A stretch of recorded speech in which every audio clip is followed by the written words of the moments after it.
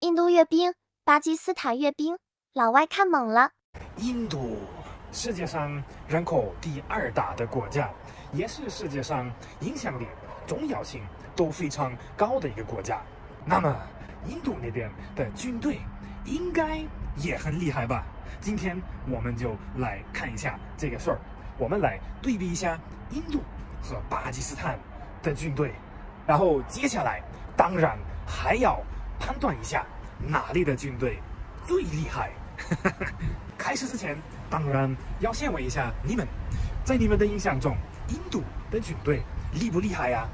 严不严肃啊？效果状态怎么样啊？评论里面跟我说一下。那么，如果今天你第一次刷到我的视频的话，我非常开心，因为终于有机会可以认识了。我的名字叫马克，我在四川成都。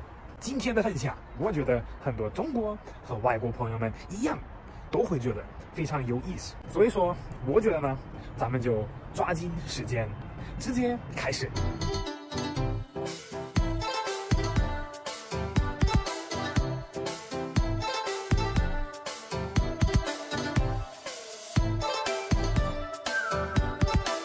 Hello， 马克来了，没错，非常高兴又能看到你们。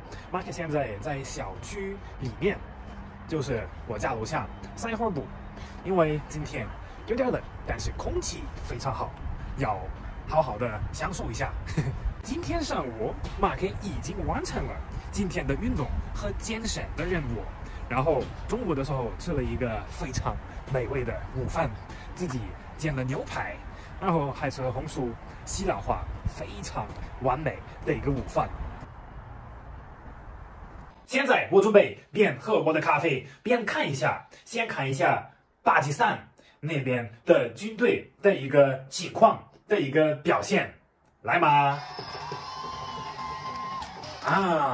这个视频就在印度和巴基斯坦两国的边境拍的。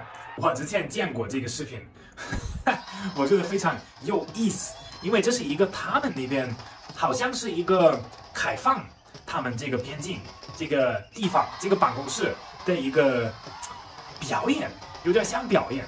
这个好像有一个很长的历史，有非常旧的一个传统，他们一直都这样表演。但是我觉得都有点搞笑，有点不像军人一样，我觉得有点像跳舞的或者艺术家一样，非常有意思。我觉得我们刚刚看到的这个视频不太像一个很严肃的、很正式的一个东西，不太像军队的人，但是还是比较有意思。我觉得这个是他们那边的传统，那肯定要尊重，但是跟我们上次看的那些俄罗斯啊，还有中国啊，还有美国的那些军队完全不一样。那么现在我们再继续来看一下印度那边的军队的一个状态和表现。这个是啥呀？这个是在摩托车上面的军队，看起来有一点搞笑。说实话，有点像一个鸟一样，或者像一个艺术表演一样，反正不是特别像军队一样。但是我听说过他们这个摩托车的这个军队非常非常厉害，全世界都认可，都知道。但是我在想，你如果说要打仗的时候，或者有一个很严肃的情况的时候，你确定你要去骑一个摩托车去打吗？我觉得还是看起来非常有意思，非常有特色。那么我们都晓得，印度是一个很大、很重要的一个国家。但是他们也有非常多很有意思、很特别的事情，也有一些比较奇怪的事情。我觉得他们的军队也是一个很好的地方，因为我觉得全世界内可能就只有印度有这样的一个摩托车的军队。那么看着看着，我感觉和上次的那个军队对比的区别还挺大的。上次我们就看的大家都非常严肃，然后在走路，在训练，在准备着。然后这一次感觉还有一点点搞笑，你们觉得呢？其实从刚才这个视频就不太能看出来，他们两个也是世界上最强的军队之一，我觉得非常有意思。但是我非常确定他们的军队也非常厉害。